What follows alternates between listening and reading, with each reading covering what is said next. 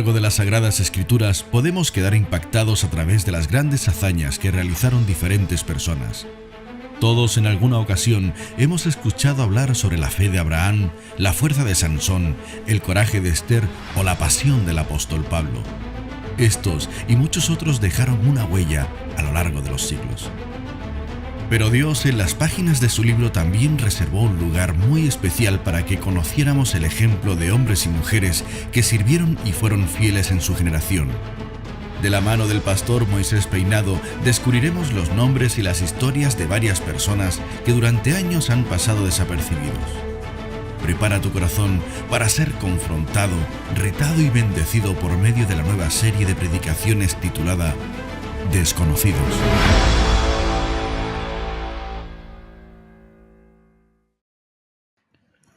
La semana pasada en nuestra serie de predicaciones estuvimos hablando sobre un tema, el perdón y la reconciliación. Ese fue el tema que estuvimos tratando, el perdón y la reconciliación. Y lo hicimos a través de una historia real. Vimos todo lo que sucedió en la vida de un hombre desconocido llamado Filemón. Si alguien no ha visto esa predicación, está en nuestro canal de YouTube. Muchas de las cosas que vamos a decir están conectadas con ese mensaje, así que si no lo has escuchado, te animo a que esta semana puedas ver el primer mensaje que se tituló Filemón, y dijimos que hoy íbamos a estudiar al otro desconocido de esa historia que se llama Onésimo. Así que esta predicación está en dos partes. La primera parte se titula Filemón y la segunda parte se titula Onésimo. Te invito a que vengas conmigo a una carta de la Biblia, un libro que se llama Filemón y que solo tiene 25 versículos. Es la carta más breve, más corta del apóstol Pablo. Filemón, y haremos lectura del versículo 1 hasta el 25. Vamos a leer la carta completa, ¿vale? Dice así: Pablo, prisionero de Jesucristo, y el hermano Timoteo, al amado Filemón, colaborador nuestro, a la amada hermana Apia, a Arquipo, nuestro compañero de milicia, y a la iglesia que está en su casa. Gracia y paz a vosotros, de Dios nuestro Padre y del Señor Jesucristo. En mis oraciones me acuerdo siempre de ti y doy gracias a Dios, al oír hablar de tu amor y tu fe hacia el Señor Jesús y hacia todos los creyentes. Y pido a Dios que la participación de tu fe sea eficaz en el conocimiento de todo el bien que está en vosotros por Cristo Jesús. Tu amor, hermano mío, me ha llenado de gran gozo y consolación, porque gracias a ti han sido confortados los corazones de los creyentes. Por eso, aunque tengo mucha libertad en Cristo para ordenarte lo que conviene, prefiero rogártelo y apelar a tu amor. Yo, Pablo, ya anciano, y ahora además preso por causa de Jesucristo, te ruego por mi hijo Onésimo, a quien engendré en mis prisiones. Él en otro tiempo te fue inútil, pero ahora a ti y a mí nos es útil. Te lo envío de nuevo.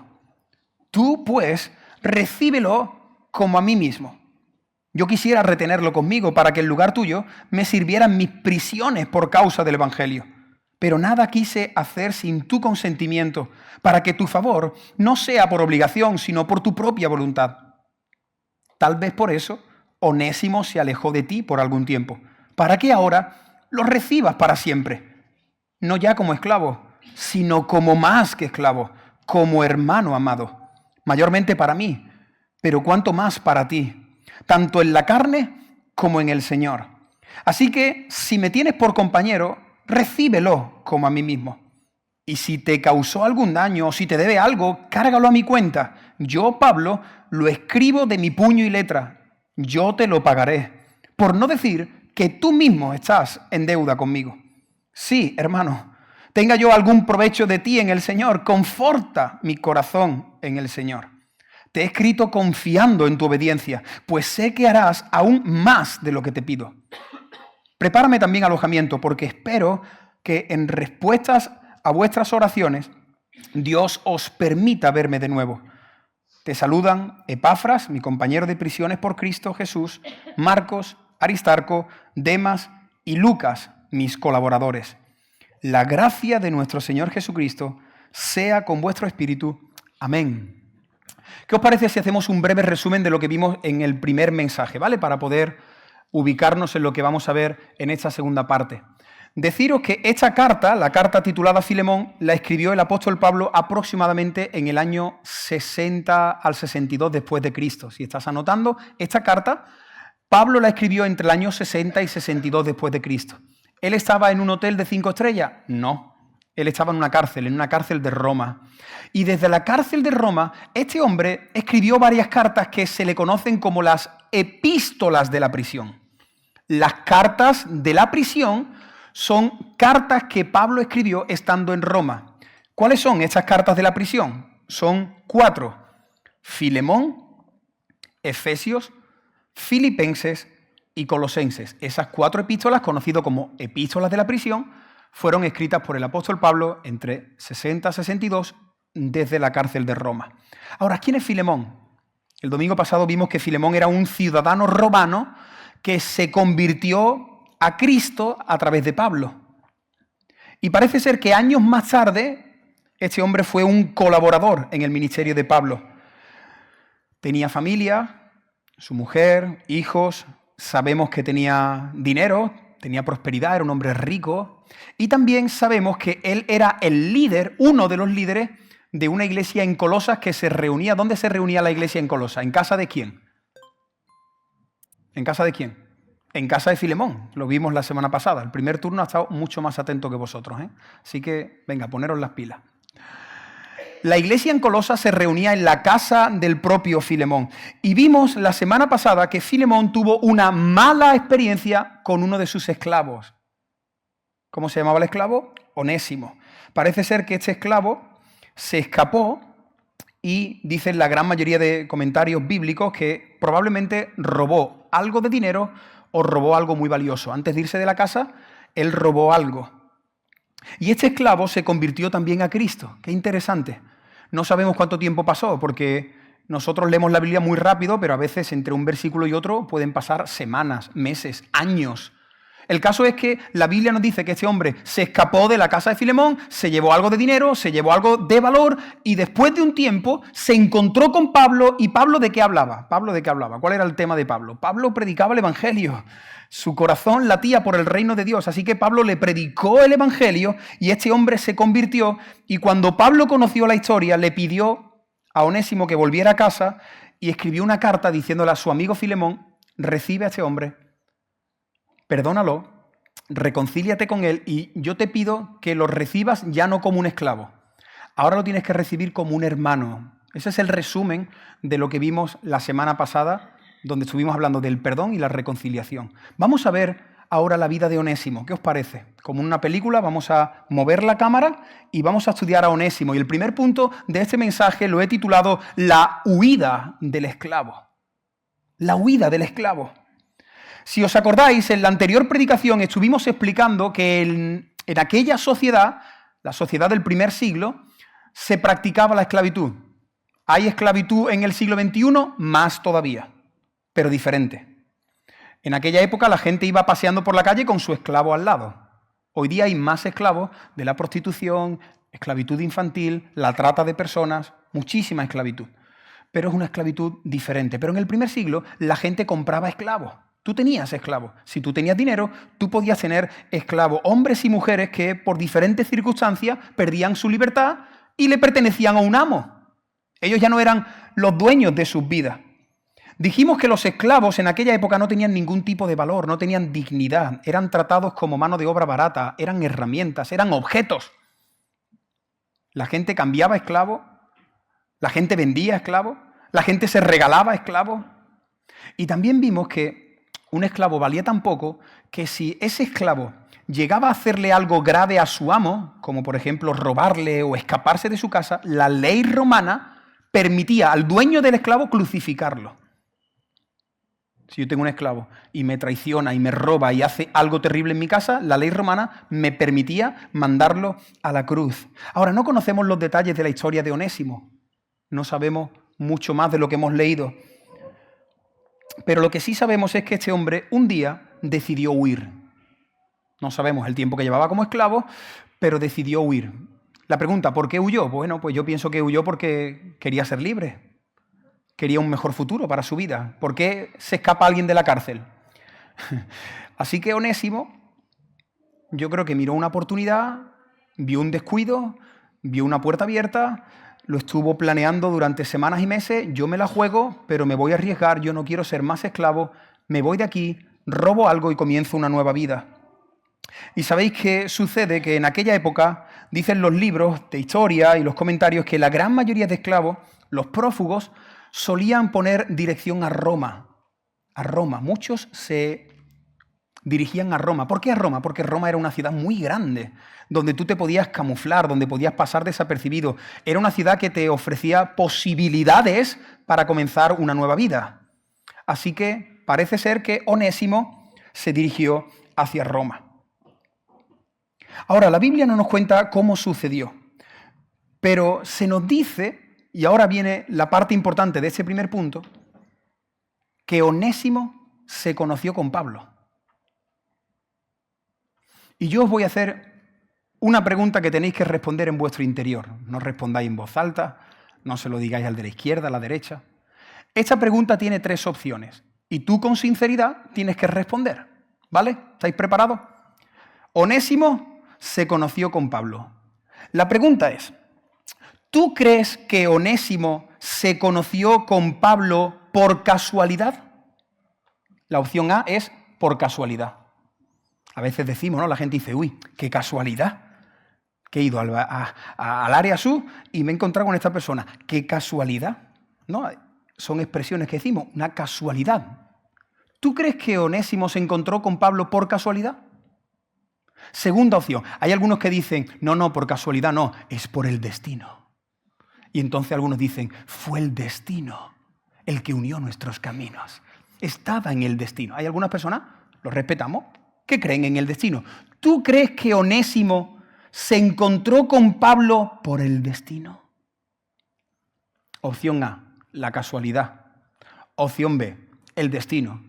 Opción C, Dios. Tu respuesta es... Cuidado con lo que vas a responder. Porque como responda la C te voy a pillar. De hecho, te quiero pillar. Este detalle es muy interesante. ¿Cómo se conocieron Onésimo y Pablo? ¿Por casualidad? ¿Por el destino? ¿O por Dios? Yo personalmente creo que se conocieron por Dios. ¿Y tú? No lo digas, pero ¿y tú? ¿Tú crees que se conocieron por Dios? Si tú dices sí, se conocieron por Dios. Pues entonces presta mucha atención a lo que voy a explicar a continuación. En esta iglesia, desde este púlpito, creemos y enseñamos, respetamos a los que no tienen la misma opinión, pero desde este púlpito nosotros creemos y enseñamos en la misteriosa, pero a la vez maravillosa doctrina de la elección incondicional. Si te congregas aquí entre nosotros, en alguna ocasión vas a escuchar hablar de la doctrina de la elección incondicional. ¿Qué significa esto? El pastor y teólogo Miguel Núñez define la elección incondicional de la siguiente manera. Él dice, la elección incondicional es una doctrina bíblica establecida a partir de aquellos pasajes, o sea que hay muchos textos que argumentan esto, establecida a partir de aquellos pasajes que muestran que desde la eternidad pasada Dios hizo una elección de un grupo de personas las cuales Él predestinó para salvación. Amén. Qué alegría tenéis. ¿Amén o no amén? Tendrías que decir amén con mucho más gozo, porque lo que está diciendo esa doctrina es que Dios pensó en ti antes de decirse a la luz. Te tendrías que alegrar mucho más. Tú dices, Moisés, pero eso es el comentario de un pastor, de un teólogo. Yo creo la palabra de Dios. La palabra de Dios dice en Efesios, bendito sea el Dios y Padre, dice el apóstol Pablo. Bendito sea el Dios y Padre de nuestro Señor Jesucristo, que por medio de Cristo nos bendijo con toda clase de bendiciones espirituales en los lugares celestiales. Versículo 4. Dios nos escogió en Cristo, ¿cuándo?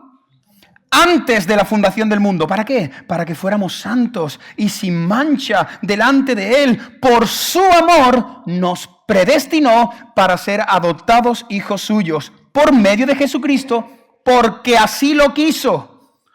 para alabanza de la gloria de su gracia, con la cual nos hizo aceptos en el amado. Amén. Amén.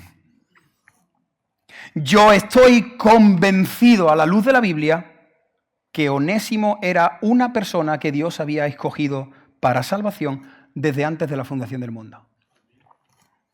Tras el encuentro de Onésimo con Pablo, yo personalmente veo muy claramente la soberanía y la providencia de Dios para salvar a sus elegidos. Lo veo muy claro en este pasaje. La soberanía de Dios y la providencia para salvar a uno de sus escogidos que se llamaba Onésimo. El Dios que gobierna desde su trono, Él permitió, claro. ¿Quién se escapó? Onésimo. Pero Él lo permitió porque Dios permite las cosas.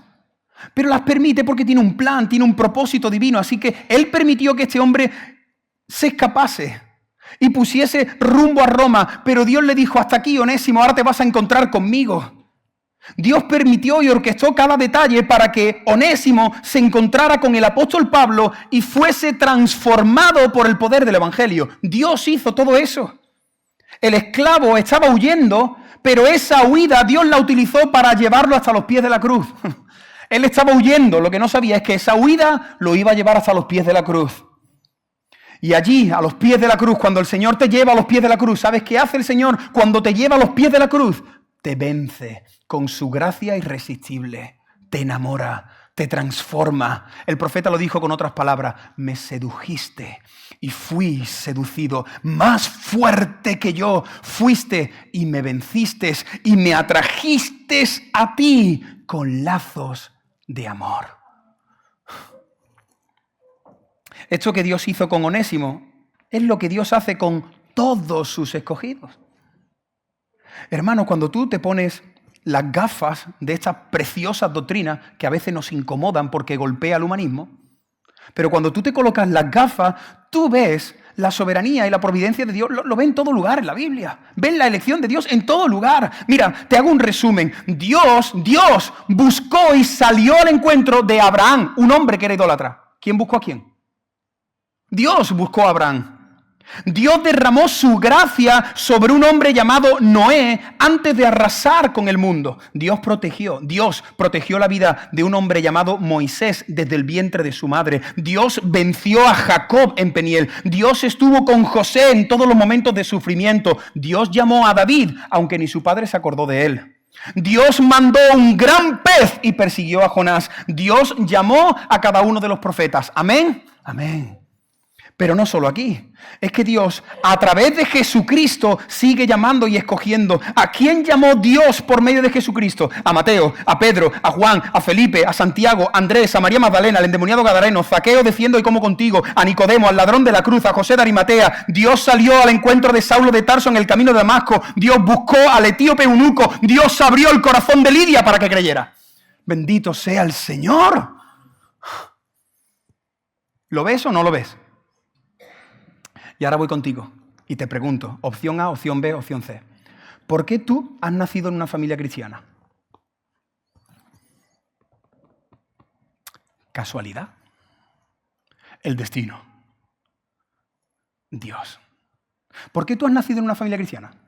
¿Por qué no has nacido en otra parte del mundo? ¿Nunca te has parado a pensar en eso? ¿Por qué tú estás aquí? ¿Por qué Dios puso en tu camino a una persona que te habló del Evangelio? ¿Por qué Dios utilizó un folleto que te encontraste en la calle? ¿Por qué Dios ha utilizado a alguien para hablarte del Evangelio? ¿Por qué escuchaste esa canción que te hizo llorar? ¿Por qué viniste aquí un día de visita y no has vuelto a salir? ¿Por qué Dios utilizó una situación difícil en tu vida para llevarte hasta los pies de Cristo? ¿Por qué? ¿Por qué? ¿Por qué hay situaciones en nuestra vida que nos llevan hasta los pies de Cristo? Porque Dios pensó en ti y Él te está buscando y Él te está llamando como hizo con Onésimo. Bendito y alabado sea el Señor. Así que nuestra salvación, ¿qué es? ¿Casualidad? ¿Destino o Dios? A través de la conversión de Onésimo podemos ver la doctrina de la elección y celebrar nuestra salvación. Señor, lo que hiciste con Onésimo, tú lo has hecho conmigo. Pero a través de esta conversión, yo quiero que nuestros corazones confíen y descansen en la soberanía y en la providencia de Dios. Yo estoy convencido que casi todo el mundo aquí, o la gran mayoría de las personas que estamos aquí, tenemos una persona por la que estamos orando, que nos encantaría que estuviese sentado a nuestro lado el próximo domingo. Seguro que hay alguien aquí que tiene a una persona en su corazón que a ti te encantaría que esa persona estuviese aquí contigo el próximo domingo. Tu hijo, tu hija, tu padre, tu madre, tu esposo, tu esposa, un amigo al que llevas años hablándole. Todos nosotros estamos clamando por alguien. Quizá tú estás pidiéndole al Señor para que alguien regrese a sus caminos. Pues aquellos que creemos en la doctrina de la elección incondicional, ¿qué hacemos? Hacemos tres cosas. No dejamos de predicar y seguimos predicando, y seguimos predicando, y seguimos predicando. Lo segundo que hacemos es no dejamos de orar y seguimos orando, y seguimos orando. Y lo tercero que hacemos es descansar y confiar en el Señor. Te lo repito, los que creemos en estas maravillosas y misteriosas doctrinas, no dejamos de predicar, que nadie piense que no predicamos porque predicamos y mucho. No dejamos de orar porque oramos todos los días, pero finalmente estas doctrinas te traen un descanso al corazón porque tú entiendes que la salvación es del Señor. Y tú entiendes que si Dios quiere salvar a uno de sus escogidos, nada ni nadie lo impedirá. Nada ni nadie lo impedirá. A veces Dios deja que las personas huyan. Huye, que ya te alcanzaré. Vete a Alemania, vete a Estados Unidos, cámbiate de ciudad. Dile a tus padres que esto no es para ti, que esto es un rollo y que esto fue de cuando yo era pequeño. Huye, huye. Si eres del Señor, te alcanzará. Su gracia te alcanzará.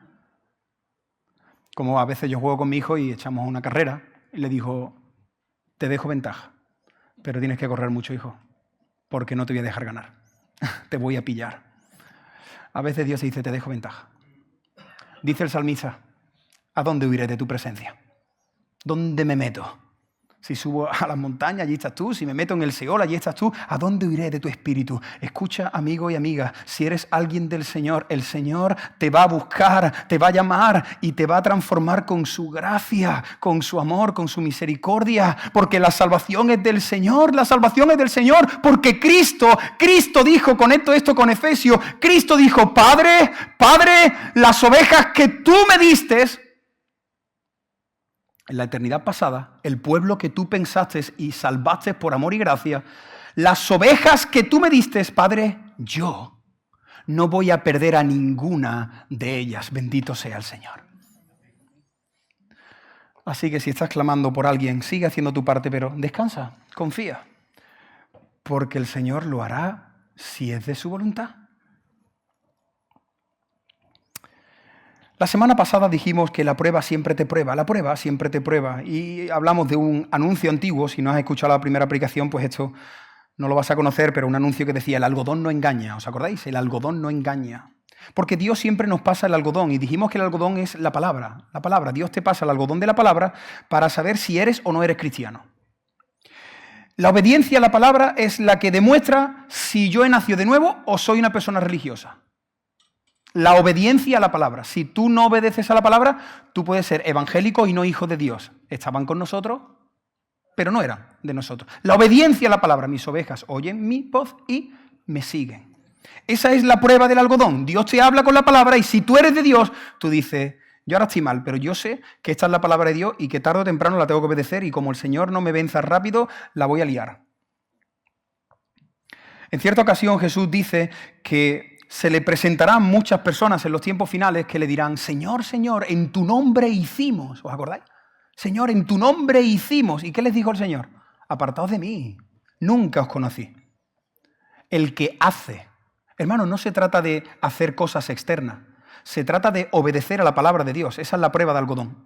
El que obedece la palabra del Señor, el que hace la voluntad de mi Padre, ese es mío. La verdadera conversión es aquella que transforma el corazón, que transforma los afectos, los pensamientos. Si hay alguien que experimenta el milagro de la regeneración, eso se tiene que demostrar no con lágrimas, se tiene que demostrar con frutos. Yo voy a muchos campamentos de jóvenes donde yo no sé por qué, pero todos los jóvenes se convierten en el último día. ¿Conversión o emoción? Y se va creando todo para que el último día todo el mundo se convierta y todo el mundo llore. Cuidado, porque la salvación no es por lágrimas. La salvación se demuestra cuando tú ahora te levantas después de haber llorado o no haber llorado y ahora empiezas a mostrarlo a través de frutos, a través de obras. Eso es lo que demuestra si realmente tú eres salvo o no. No estoy diciendo que no se pueda llorar y no estoy diciendo que Dios no pueda salvar el último día del campamento. Pero que la salvación no se trata de lágrimas, la salvación se trata de frutos. Mira lo que dice la Biblia, por sus frutos, no por sus lágrimas. Por sus frutos los conoceréis. ¿Tú qué dices? ¿Que te has convertido en este campamento? Sí, el año que viene te pregunto. Si el año que viene estás aquí, si durante un año has crecido, entonces tu conversión ha sido verdadera. Lucas capítulo 3 dice, haced pues frutos dignos de arrepentimiento. Cuando los apóstoles predicaban a los judíos, en Hechos 26:20 dice que se arrepintiesen y se convirtiesen a Dios haciendo obras dignas de arrepentimiento. ¿Cómo probó Dios la fe de Filemón? Poniéndole en la puerta de su casa a Onésimo. Lo vimos la semana pasada. ¿Cómo probó Dios el corazón, la fe de Filemón? Te pongo en tu puerta al que tienes que perdonar y al que tienes que recibir en tu casa. Y ahora te voy a pasar la prueba del algodón y voy a ver si eres o no eres. Pero ¿sabes cómo probó Dios la fe de Onésimo? Enviándolo hasta la puerta de Filemón. Te lo repito. Dios probó a Filemón mandándole a su enemigo a la puerta de la casa. Dios probó a Onésimo llevándolo hasta la puerta de Filemón. ¿Entendéis? A cada uno lo probó. Tú vas a tener que perdonar y tú vas a tener que regresar. Y este es nuestro segundo punto, que el que regresó ya no era esclavo, el que regresó era cristiano. El regreso del cristiano. El que regresó no es el que se fue. Por cierto, yo estoy convencido que muchos de los jóvenes, personas que han estado aquí, que se han marchado, van a regresar y van a regresar amando al Señor. Dios va a tratar con cada uno de ellos y van a regresar amando al Señor. Tras conocer el Evangelio, Onésimo era otro hombre.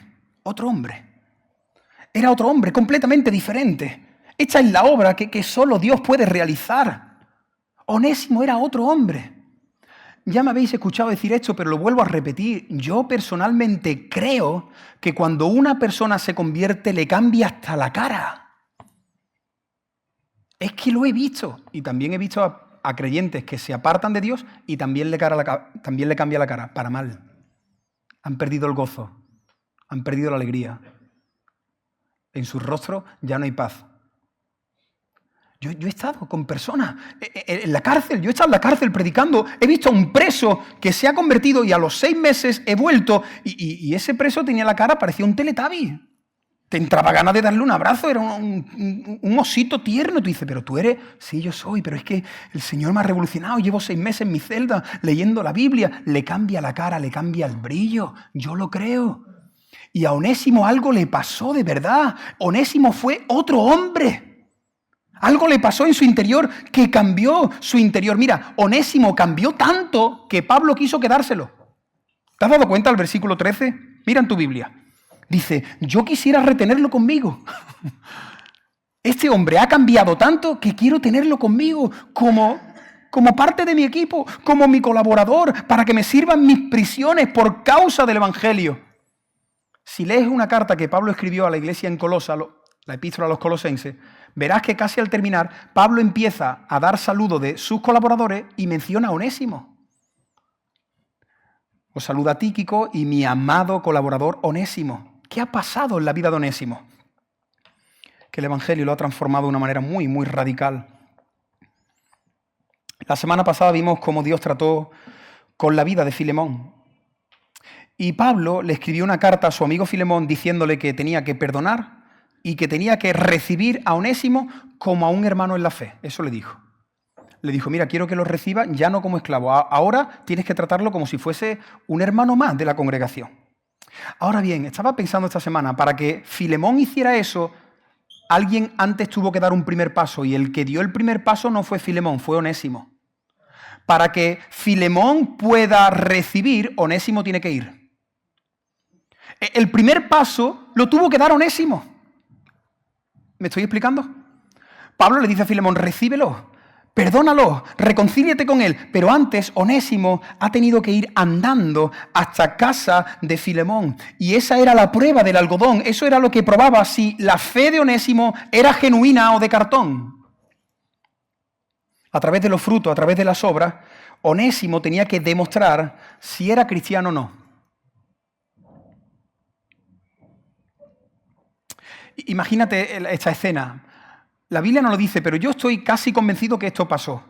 Filemón ve cómo su esclavo se marcha, Onésimo huye y al paso del tiempo este hombre en la soberanía, en la providencia de Dios se encuentra con el apóstol. El apóstol le predica y cuando ya le predica y le convierte, algo que suele pasar es que nos contamos nuestros testimonios, nuestras historias. En algún momento, en alguna conversación, yo estoy convencido que Onésimo le dijo a Pablo, yo era esclavo.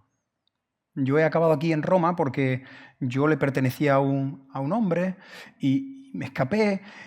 Y yo creo que Pablo le diría, tú tienes que volver. Tú tienes que arreglar eso. Yo no creo que Pablo le dijese a Onésimo, hermano Onésimo, tú no te preocupes, que ahora tú ya eres una nueva criatura y las cosas viejas pasaron. Por cierto, este es uno de los versículos que más mal se interpretan. Hay gente que utiliza este versículo y dice, yo soy una nueva criatura y las cosas viejas pasaron. Yo he escuchado a una persona, a una mujer, decir que lo viejo que ha pasado es su marido. Yo soy una nueva criatura y lo viejo ha pasado. ¿Lo viejo cómo va a ser tu marido? Tu marido está viejo, pero no es lo viejo. Sí, hay gente que utiliza este texto para decir como que ahora yo soy una nueva persona y ya mi matrimonio no vale. No, claro que vale. Si es que el matrimonio no es solamente cristiano, el matrimonio es algo sagrado por Dios en la sociedad. No puedes decir, yo vengo a Cristo y como mi marido o mi mujer no me conviene, pues esto es algo viejo. No. Aquí el apóstol Pablo no le dice, tranquilo, Onésimo, esto es algo del pasado, tú mira hacia adelante. Ser una nueva criatura no significa que tú no tengas que solucionar cosas del pasado. A veces hay que solucionar cosas del pasado. Mira, te pongo un ejemplo. ¿Tú te acuerdas cuando Jesús llamó a Zaqueo? Jesús iba paseando por Jericó. Buscó y llamó a Zaqueo, le dijo, Zaqueo, desciende, hoy voy a cenar contigo. ¿Qué pasó esa noche? Zaqueo está allí. ¿Quién era Zaqueo? Para aquellos que no lo sepáis. Zaqueo era un recaudador de impuestos que ponía que tenías que pagarle 8 cuando realmente eran 5 y se quedaba 3 en la cartera. Era un ladrón, era un sinvergüenza. Entonces Zaqueo, que está allí en la cena, algo ha pasado en su interior, el Espíritu Santo, el Evangelio está revolucionando su vida y de repente, ¿te has dado cuenta de esa escena? De repente Zaqueo se pone en pie. ¿Y qué dice Zaqueo? ¿Qué dice Zaqueo? Zaqueo, delante de todo el mundo, dice, yo os he robado. A muchos de vosotros he robado. Tengo aquí vuestros nombres y lo que os he cobrado. ¿Sabéis qué? Yo os voy a devolver todo lo que os he robado y os voy a dar 4 veces más. Y cuando él termina de decir eso, ¿qué dice Jesús? Dice Jesús, hoy ha venido la salvación a esta casa. ¿Por qué? Porque Zaqueo no estaba llorando. Zaqueo estaba mostrando frutos dignos de arrepentimiento. Zaqueo estaba entendiendo que hace 2 días yo te había robado a ti y ahora que soy una nueva criatura yo voy a solucionar mi pasado. Estos son los frutos que el Señor busca. Onésimo tenía que volver a la casa. ¿Tú sabes lo que tenía que hacer Onésimo? Onésimo tenía que golpear la puerta de Filemón, mirar a los ojos a Filemón y decirle a Filemón, perdóname. Perdóname por lo que hice. Eso tenía que hacer Onésimo para demostrar si realmente era un hijo de Dios y había nacido de nuevo. La semana pasada yo os hablé de la importancia de perdonar y os dije que hay que perdonar siempre. Pero hoy quiero deciros una segunda parte que no dije la semana pasada y es que hay que pedir perdón siempre. La semana pasada dije que tenemos que perdonar ¿cuándo? Siempre.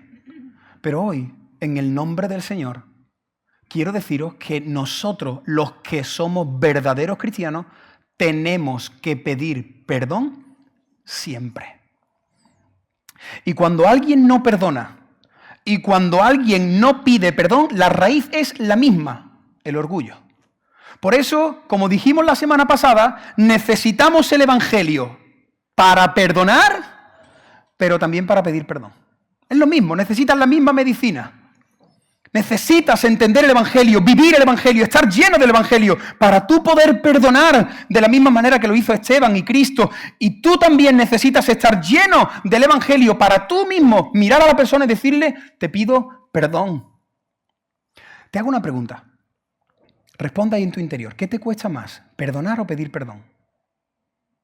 Venga, responde. ¿Qué te cuesta más? Venga, piensa. ¿Te cuesta más perdonar o pedir perdón? No podemos generalizar, pero yo creo, no sé si estás de acuerdo conmigo, creo que nos cuesta más pedir perdón. Creo, es mi opinión, no tienes por qué estar de acuerdo. ¿Por qué? Porque mira, cuando tengo que perdonar, al final soy yo el que te perdono a ti. Tú me has hecho algo, venga, te perdono. Hay gente que tiene tanto orgullo que dice, no lo perdono. Hay gente, yo escucho a gente que dice, es que no se merece, ¿no? Hay gente que está tan dolida que dice, no se merece que yo lo perdone. Así que yo creo que a veces nos cuesta más pedir perdón. ¿Sabes por qué te cuesta más pedir perdón? Porque cuando tú tienes que pedir perdón, tú estás reconociendo que tú eres el culpable. En el otro tienes que ofrecer gracia y misericordia. Pero cuando te toca en el otro lado, tú tienes que clamar por gracia y misericordia. Tú tienes que reconocer que has sido tú. Tú tienes que decir, he sido yo el que he gritado, he sido yo el que ha pegado el golpe en la mesa, he sido yo el que ha zarandeado al niño, he sido yo el que ha insultado a la persona que ha hecho una imprudencia en el coche. Y eso nos cuesta mucho decir, perdóname. Y la segunda pregunta que te hago, analiza. Cuando tú tienes que pedir perdón, ¿tú dices, perdóname, o haces una acción para ganarte el perdón? Te pongo un ejemplo. Hay gente que no expresa el perdón. Y entonces un marido está enfadado con una mujer y tú sabes qué hace el marido, le prepara una cena. Prepara la cenita, llega la mujer y dice, ¿qué ha pasado? Nada, que te he preparado una cena, cariño. Y entonces se reconcilian, se dan un beso. Eso no es pedir perdón. Escuchadme bien. Eso no es pedir perdón. Hay gente tan orgullosa que hace cosas externas para no pedir perdón. Hay que pedir perdón, hay que practicar. Por cierto, padres y familiares que estamos aquí, es muy buena entrar en esta dinámica en nuestras casas. Que pidamos perdón. Tú, pídele perdón a tu hermana. No, pero ya no. No. Pídele perdón. Por cierto, a veces cuando hacemos eso los padres, ese perdón no es de corazón. El niño está, perdóname. Pero tenemos que predicarle el evangelio, tenemos que hacerle que ellos entiendan que realmente tienen que pedir perdón. Y nosotros somos expertos en camuflar todo esto porque somos muy orgullosos y nos cuesta mirar a los ojos y decir, hermano, ¿te molestó lo que yo te dije la semana pasada? Pues te pido perdón. ¿Qué te molestó? ¿La broma que te hice? Te pido perdón. Y ya voy a intentar no hacerla más. Pero como hay tanto orgullo, tratamos de hacer cosas para no vencer a nuestro orgullo. Venga, te paso la prueba del algodón a tu corazón. ¿Hay alguien a quien tú le tengas que pedir perdón? Y recuerda que el algodón no engaña. Si te está viniendo una persona a la que tú no has mirado a los ojos y le has dicho, te quiero pedir perdón, esa persona está todavía ahí, prisionera en tu corazón. Y yo te animo en el nombre del Señor a que le pidas perdón hoy. Hoy. Pide perdón hoy. Sé libre hoy. Sé libre ¿de quién? De ti mismo, del orgullo. Sé libre. Mira a esa persona y dile, perdóname. Perdóname, te lo he hecho 10 veces, perdóname. Además, ¿tú sabes cuál era la preocupación de Onésimo? Mira, la preocupación de Onésimo, yo no sé si te has parado a pensar en este detalle. Onésimo no estaba preocupado en saber si Filemón lo iba a perdonar o no. La preocupación que tenía Onésimo en cada paso que daba en dirección a Colosa era saber si Filemón lo iba a dejar con vida o no. Métete en las chanclas de Onésimo. Cuando Onésimo está regresando a casa de Filemón, él no está buscando que Filemón lo perdone, esa no es su preocupación. ¿Tú sabes cuál es la preocupación que había en el corazón de Onésimo? ¿Me mandará este a la cruz? ¿Os acordáis? ¿Por qué? Porque Filemón tenía la vida de Onésimo en sus manos.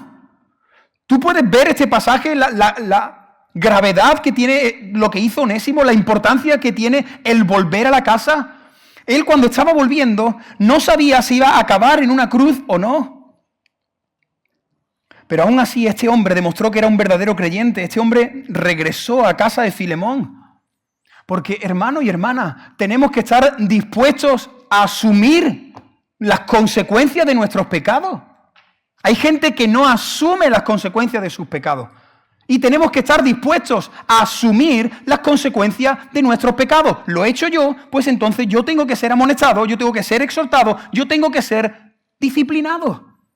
Pero vivimos en un mundo tan infantil, tan inmaduro, que hay mucha gente que cuando tú las confrontas se marchan. No, yo lo he hecho, pues ahora recibo también la consecuencia que tengo en el trabajo, en casa o en la iglesia.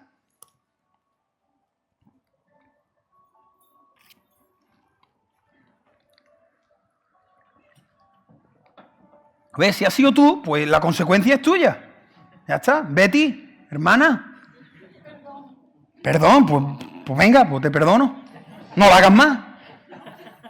Y sigue sonando. Pues te perdono otra vez. Y al que está llamando también lo perdono.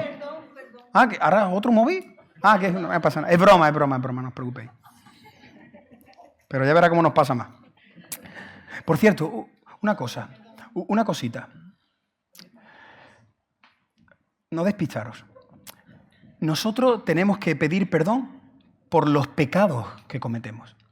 Y digo esto porque me di cuenta que en esta sociedad tan humanista que se está metiendo en las iglesias, veo gente que no reconoce el pecado, sino que dice, esto ha sido un error, esto ha sido una equivocación, es que me he equivocado. Hay gente que cuando tiene que... Yo lo he visto, gente que cuando pide perdón, no piden perdón. Te dicen, no, es que el ambiente en casa son ellos los que me han hecho a mí que yo actúe así. Eso no es perdón.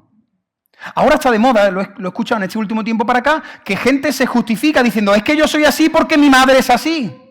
Eso no es pedir perdón. No, es que esto es un error, es que yo soy así por mi familia, es que mi cultura, que eso no dice la Biblia. La Biblia dice que tú tienes que señalar tu pecado y decir, soy yo el responsable. Soy yo, ¿cómo que mi madre? ¿Cómo que mi abuela? Que soy una nueva criatura en Cristo.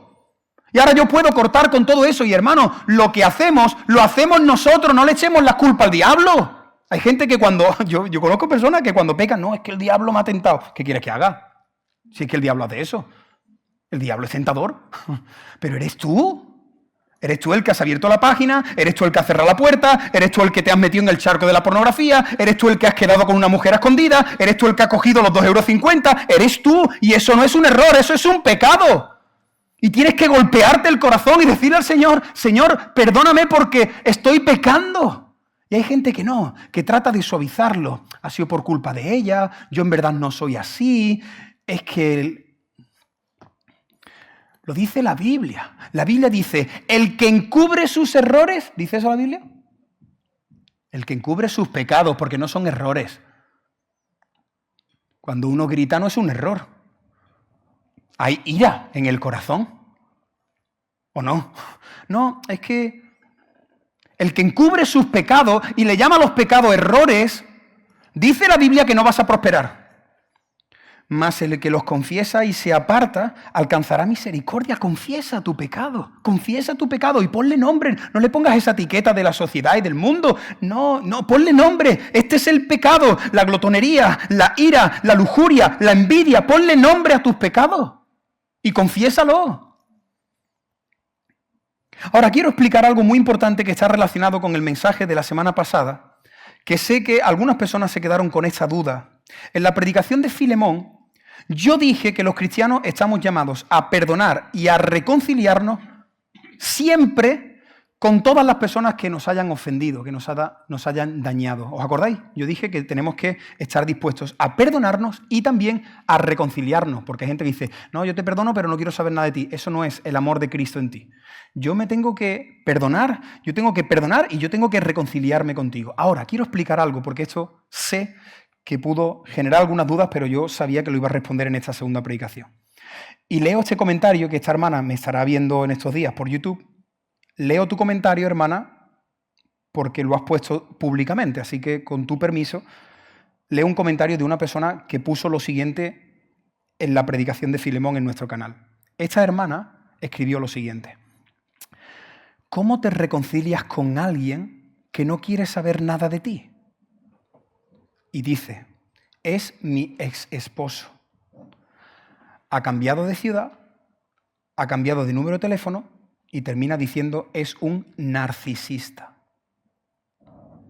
Hermano, yo sé que hay mucha gente sufriendo. Esta hermana que ha escrito esto está sufriendo muchísimo. Fíjate lo que tiene que estar sufriendo para poner esto ahí, ¿no? En un canal de YouTube diciendo, ¿qué tengo que hacer? Yo quiero perdonar, yo quiero reconciliarme, pero mi marido no quiere saber nada de mí. Su mundo es su ombligo. Ha cambiado de ciudad, ha cambiado de número, no quiere saber nada con la que hizo el pacto matrimonial, me tiene abandonada, me ha tirado como un Kleenex a la basura. ¿Me tengo que reconciliar con este hombre, Moisés? Hay gente que puede decir, Moisés, pero tú me estás diciendo que me tengo que reconciliar con un hombre que me pega. Moisés, tú me estás diciendo que me tengo que reconciliar y tengo que abrirle la puerta de mi casa a mi hijo que es un sinvergüenza y que me grita y que es violento en mi casa. Moisés, yo tengo que reconciliarme con mi mujer que es un demonio. No, no tienes que hacerlo. Escucha, no tienes que hacerlo. Presta mucha atención. Para que se pueda producir la reconciliación, la persona tiene que cambiar. La persona tiene que pedir perdón y la persona tiene que mostrar frutos de que ha cambiado. Si no ves esas cosas, no te reconcilias. ¿Se entiende? Porque esto tiene que quedar muy claro. Si un esposo le pone la mano encima a una esposa, esa esposa inmediatamente tiene que dejar a ese hombre. ¿Hasta cuándo? Hasta que pida perdón, hasta que lo reconozca, hasta que haya cambiado y después de un tiempo se vea si su cambio es de verdad o no.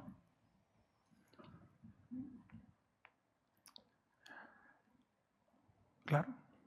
Cuando echamos a un hermano de la iglesia y lo excomulgamos, ¿cuándo nos reconciliamos con él? Cuando vuelve, pide perdón, ha cambiado y muestra que realmente hay frutos, entonces se te abre de nuevo la puerta, vienes de nuevo, eres miembro de la iglesia.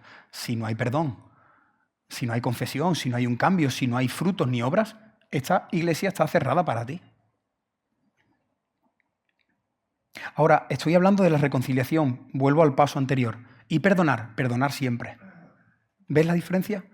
Moisés, pero ¿y el perdón? El perdón siempre. Señor, este hombre es un sinvergüenza. Pero tú me dices que lo perdones, pero que no me reconcilie. Dios no te dice ahora mételo de nuevo en tu casa y prepárale una cena calentita. Moisés, pero la semana pasada eso fue lo que hizo Filemón con Onésimo, porque Onésimo había cambiado. Porque el que golpeó la puerta era un hombre nuevo. Porque había cambiado y Pablo le ha dicho, este hombre ha cambiado. Este es un hermano en la fe, así que mételo de nuevo en tu casa. ¿Veis la diferencia?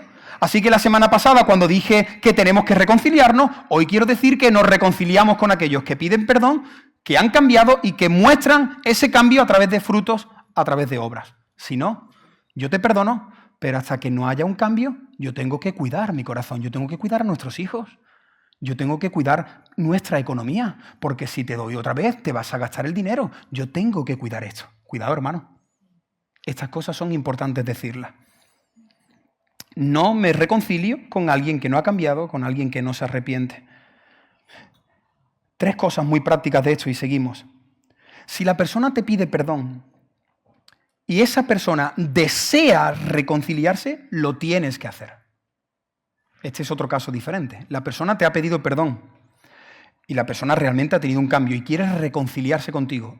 Tú tienes que reconciliarte, porque hay personas que dicen, sí, yo te perdono, pero la reconciliación no. Tú y yo aquí en la iglesia y cada uno por su lado y no quiero saber mucho de ti. Eso no es del Señor. Si la persona te ha pedido perdón y la persona se ha arrepentido y ves que hay un cambio, la Biblia te dice que lo tienes que tratar como tu hermano en la fe. O sea, que si cuentas con unas chicas, tienes que contar también con ellas. Que si cuentas con unos amigos, también tienes que contar con él. Porque te ha pedido perdón, porque se ha arrepentido y es parte de nuestra familia en la fe. Lo segundo que quiero decir es que alguien me preguntó también, Moisés, ¿qué pasa si yo le pido perdón a la persona y la persona me dice, pues no te perdono? Mi conciencia queda tranquila delante del Señor. La Biblia dice, a paz nos llamó el Señor. Te pongo un ejemplo. Yo tengo algo con mi hermano, yo voy y le digo, mira, que te quiero pedir perdón, y su orgullo todavía no ha sido tratado por el Señor, y él dice, no te perdono. Yo, delante del Señor, tengo que estar tranquilo. Por cierto, él no tiene que estar tranquilo delante del Señor, porque no me está perdonando. ¿Entendéis este segundo caso? Yo pido perdón y no me perdona, a paz nos llamó el Señor. Y lo tercero es lo que acabo de decir. Si la persona te ha dañado y no cambia, sí al perdón, no a la reconciliación. Pero gracias a la obra del Evangelio, que en este caso lo hizo completo, porque a veces Dios hace la obra completa, otras veces no. Otras veces Dios no hace la obra completa. Pero en el caso de Filemón y Onésimo hizo la obra completa y estos 2 hombres pudieron perdonarse, pudieron reconciliarse. Mirad, la nueva relación entre el amo y el esclavo fue un testimonio precioso para todas las personas. Yo me lo imagino al día siguiente, la Biblia no lo dice, pero como ya me conocéis que soy muy peliculero, al día siguiente yo me imagino a Filemón que le dice a Onésimo, Onésimo, colacao, Nesquí, ¿qué te apetece? Pues, yo qué sé, yo soy de colacao, con leche fresquita, los grumitos. Pues venga, siéntate ahí, que vamos a desayunar y vamos juntos a comprar, sí. Y de repente salieron y ya el esclavo no iba 3 metros atrás, sino que el esclavo, que ahora ya no es el esclavo, es su hermano en la fe, van juntos caminando y la gente dijo, ¿pero qué ha pasado? ¿Pero qué ha pasado entre Filemón y Onésimo? Lo que ha pasado es que el Evangelio está brillando, el Evangelio está transformando corazones. Porque al inicio del cristianismo, el Evangelio trajo una revolución a la sociedad. ¿Tú sabes cómo estaba la sociedad en el primer siglo? La sociedad en el primer siglo estaba completamente dividida, fragmentada. Los hombres y las mujeres. En ciertos lugares no podíamos estar bajo un mismo techo, hombres y mujeres. Hoy día en el Muro de las Lamentaciones, si has estado en Israel, por un lado los hombres, por otro lado las mujeres. El hombre es superior, la mujer está ahí. Ese es el ambiente que había en el primer siglo. Hombres y mujeres separados. Pero es que también había separación entre ricos y pobres. Había gente que estaba en el orden y entonces cuando recibía una persona, si olía bien y veía que venía bien vestido y que tenía oro y que tenía sus collares, le decía, hermano, pase usted a la primera fila. Pero sin embargo, si veía a alguien que venía con la ropa del domingo pasado, que olía mal y que además las zapatillas eran del primar, pues le decían a la persona, usted siéntese en la cafetería. Los judíos y los gentiles. Los judíos odiaban a los gentiles. Un judío no quería saber nada de un samaritano y los esclavos con sus amos tampoco. Pero es que cuando llegó el Evangelio lo cambió, lo revolucionó absolutamente todo. Porque mira, el Evangelio, he puesto aquí que el Evangelio es lo único que puede sanar el corazón, restaurar nuestras relaciones y transformar a la sociedad. El Evangelio. Hermano, que esta sociedad no la va a transformar ningún partido político. El Evangelio transforma a la sociedad. El Evangelio es la solución para España, la solución para Europa. El Evangelio es lo que revoluciona a la sociedad. Si Dios nos visitase de una manera impresionante y derramase un avivamiento sobre la ciudad de Cádiz, esto cambiaría. Se terminaría el Halloween, se terminaría el carnaval, se cerrarían prostíbulos, se cerrarían bares, discotecas y la gente viviría como si el cielo estuviese tocando la tierra. El Evangelio, cuando toca una ciudad, revoluciona esa sociedad. Por eso tenemos que entender que el cambio de esta sociedad depende de nosotros, hermanos, de nosotros. Que nos gusta mucho decir a los políticos, somos nosotros la luz y la sal de la tierra, somos nosotros mañana lunes. Tú eres el que tienes que transformar tu sociedad, tu ambiente en el trabajo. Dios nos ha puesto para reconciliar a las personas. Es el Evangelio es la solución para nuestros pueblos, para nuestras ciudades. Porque mira lo que sucedió, dice Gálatas capítulo 3, versículo 28, ya no hay. ¿Cómo que ya no hay? Porque ya no hay. Por el Evangelio. Ya no hay. Ya no hay. Ya no hay judío ni griego. Ya no hay los esclavos aquí y los amos y los... No, ya no hay. A mí me gusta imaginarme que el siguiente domingo Onésimo se sentó al lado de Filemón en la iglesia. Y la gente dijo, ¿pero esto qué es? ¿Pero esto qué es? ¿Pero se han perdonado? Y además están sentados. Sí, para que el Evangelio brille, para que el nombre de Cristo brille. Por eso dice Pablo, ya no hay varón ni mujer, porque todos vosotros sois uno en Cristo Jesús. Termino esta predicación diciéndote que detrás de la historia de Onésimo y Filemón, esta historia apunta a otra historia más grande. Esta historia, los 25 versículos de Filemón, ¿tú sabes de quién habla? No habla de Onésimo y Filemón. En última instancia, habla de lo que Dios iba a hacer con su pueblo. Por eso el tercer y último punto lo he titulado Perdonados y reconciliados. Regálame estos minutos y no te despistes. En esta historia, en la historia que hemos leído durante 2 domingos, Onésimo nos representa a cada uno de nosotros. ¿Tú sabes quién eres tú en esta historia? Tú eres Onésimo. Yo soy Onésimo. Porque la Biblia dice que nosotros antes éramos esclavos. Y alguien puede preguntar, pero Moisés, ¿esclavos de qué? Esclavos del pecado. El pecado se enseñoreaba de ti. Tú y yo éramos esclavos del pecado. No podíamos dejar de pecar. No podíamos controlar el pecado. Éramos esclavos del pecado. La Biblia dice que tú y yo éramos esclavos de este mundo, del sistema caído, del sistema pecaminoso de este mundo. Éramos esclavos del pecado, éramos esclavos del mundo y éramos esclavos del diablo. Eso dice la Biblia. Tú y yo éramos Onésimo. ¿O tú ya no te acuerdas que en otro tiempo tú y yo fuimos esclavos del egoísmo, de la ira, de la envidia, del alcohol, de las drogas, de la lujuria, de la pornografía, de los celos, de la mentira, del amor al dinero. ¿Tú no te acuerdas de que eras tú esclavo antes de conocer al Señor? Pero un día Dios, por amor y por gracia, Dios en su soberanía y en su providencia movió absolutamente todo, como hizo con Onésimo. ¿Y tú sabes lo que hizo Dios? Dios te buscó, te llamó, te rescató, te salvó, te transformó, te perdonó y te reconcilió con Él. Bendito sea el Señor. Todo eso lo ha hecho Dios. Dios te ha buscado, te ha llamado, te ha rescatado, te ha transformado, te ha perdonado. Todo eso lo ha hecho Dios. ¿O se te ha olvidado lo que Dios hizo en Egipto con su pueblo? ¿Qué hizo Dios con su pueblo que eran esclavos de Faraón? ¿Qué hizo? Mandó a Moisés para buscar a un pueblo, para salvarlo, para transformarlo. Todo eso lo hizo Dios. Y ahora en este tiempo Dios no lo hace a través de Moisés, ahora Dios lo hace a través de Jesucristo. Dios sigue llamando a un pueblo por medio de Cristo. Esta historia nos recuerda que Dios ha venido a buscar a pecadores. Dice Juan capítulo 8, versículo 34 y 36. Juan capítulo 8, versículo 34 y 36 dice: todo aquel que hace pecado, esclavo del pecado es. ¿Te das cuenta? Ahí estamos nosotros. Todo aquel que hace pecado, nosotros antes de conocer a Cristo hacíamos esto, esclavo del pecado, pero dice 2 versículos después, en el versículo 36, pero si el Hijo os libertare, seréis verdaderamente libres. Como dice el coro de esa canción que cantamos, si el Hijo te hace libre, serás verdaderamente libre. Nosotros éramos esclavos, pero Cristo nos ha hecho libres. Y es que la buena noticia es que ahora no solo eres libre, porque Filemón podría haberle dicho a Onésimo: vale, te perdono, vete a tu casa, fuera, a Roma. Pero no, él los recibe en la casa. Y tú sabes lo que hace Dios. Dios no solo te perdona y te dice: ya tú no eres esclavo. Ahora Dios te mira a los ojos y te dice: ahora tú eres mi amigo. Ahora tú vas a ser mi hijo. Tú vas a ser mi hermano.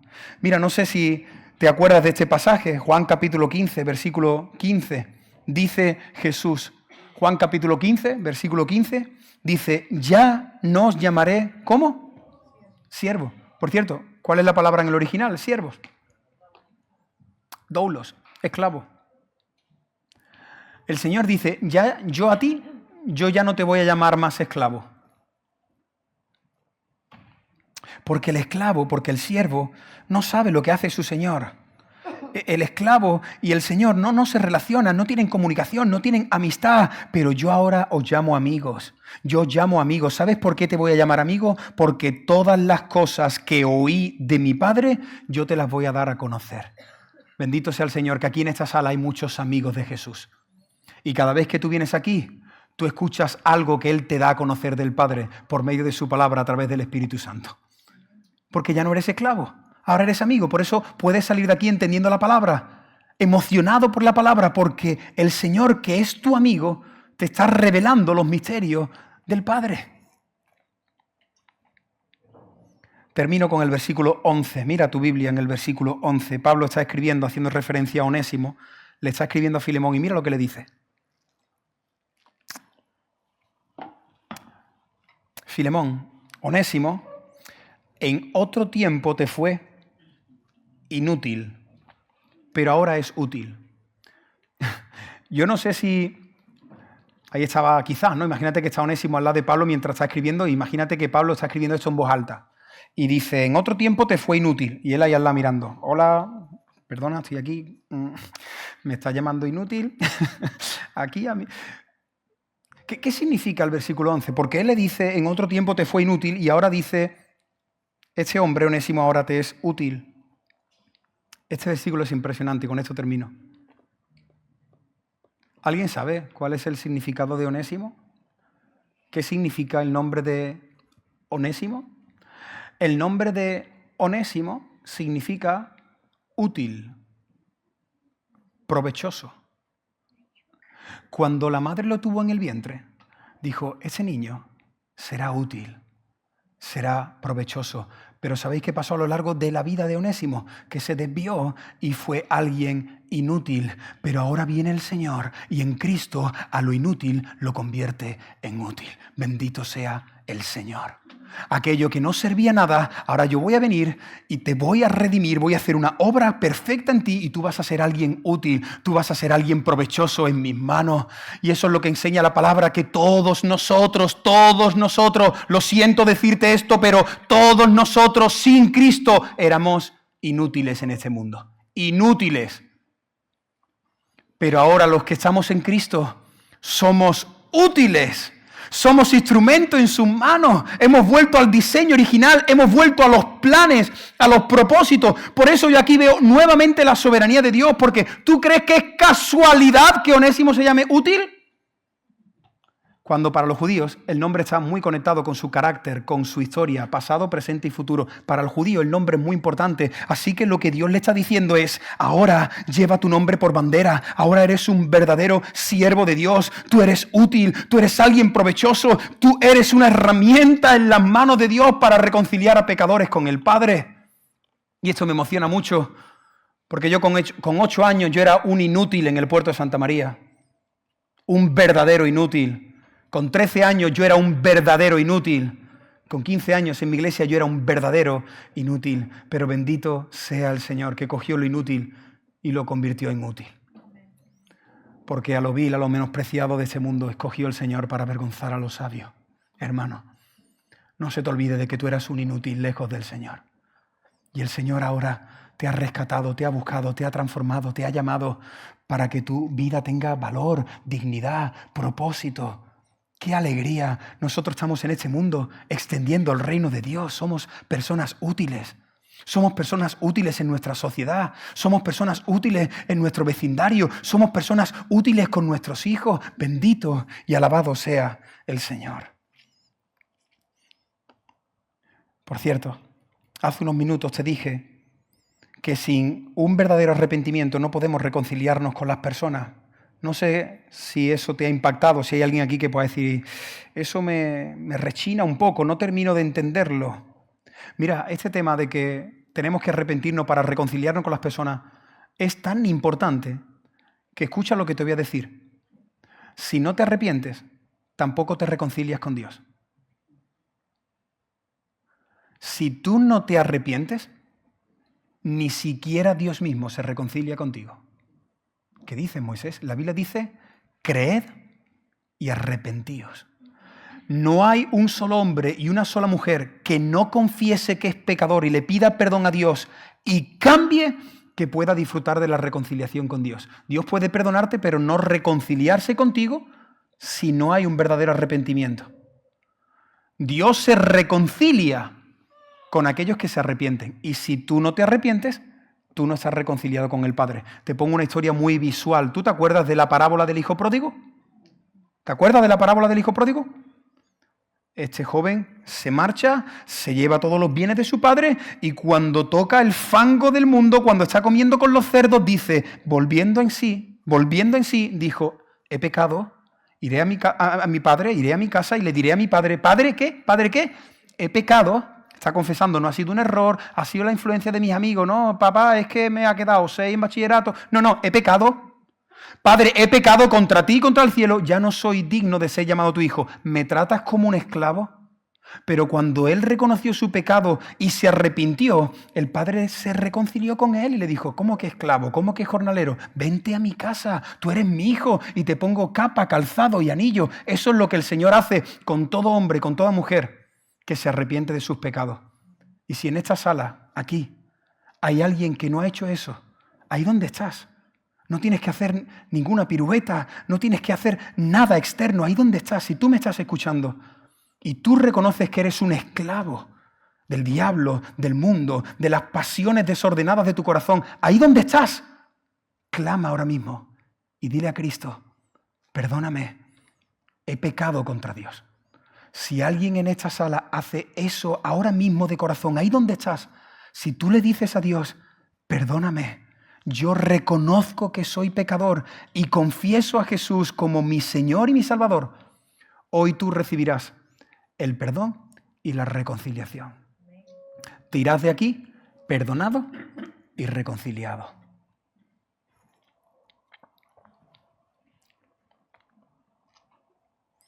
Te resumo lo que hemos visto. Dios en su soberanía y en su providencia no va a perder a ninguno de sus escogidos. Lo segundo que hemos visto a través de estas dos predicaciones es que Dios sigue buscando a desconocidos. Acuérdate que esa es la serie que estamos viendo. Dios busca a desconocidos que estén dispuestos a perdonar y a pedir perdón. Pero lo tercero que hemos visto es que no podremos reconciliarnos si la persona realmente no ha cambiado, si no vemos un verdadero arrepentimiento. Y por último hemos recordado, y espero que te marches de aquí celebrando que antes éramos esclavos y que ahora somos hijos de Dios, ahora somos útiles. Nosotros, al igual que Onésimo, merecíamos el castigo, merecíamos la cruz y la ira de Dios. Pero gracias a Cristo ahora tú y yo somos perdonados, somos reconciliados con el Padre. La Biblia dice que tú y yo teníamos una deuda tan grande, que no podíamos salvarnos. Pero tú sabes lo que Cristo ha hecho. Él ha pagado esa deuda. Él ha cancelado esa deuda. Por eso, como vamos a cantar a continuación, tú y yo podemos decir como ese precioso himno que dice: qué amor mis pecados decide olvidar. Lanzados al mar, no los quiere contar.